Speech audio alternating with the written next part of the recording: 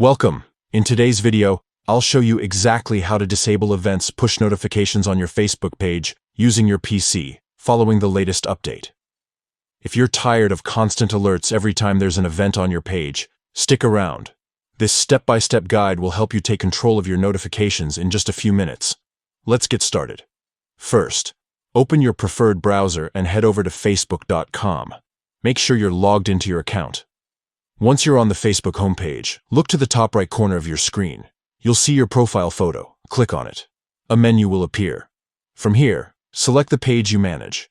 If you have multiple pages, choose the one where you want to adjust the notifications. After entering your page, look for the page's profile photo, usually found at the top left of your page's dashboard. Click on the page profile photo to access your page's main settings. Next, it's time to dive into the settings. On the left-hand side, you'll see a menu. Click on Settings and Privacy, and then select Settings from the drop-down options. This will take you to the main settings area for your page.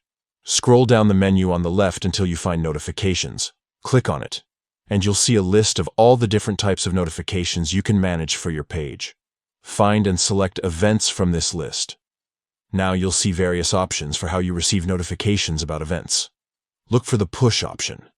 This is what sends those pop-up notifications to your desktop or browser. To disable them, simply toggle the switch next to Push so it turns off. And that's it. You've successfully disabled events push notifications for your Facebook page.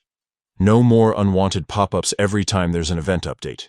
If you ever want to turn them back on, just follow these steps and toggle the switch back. Thanks for watching.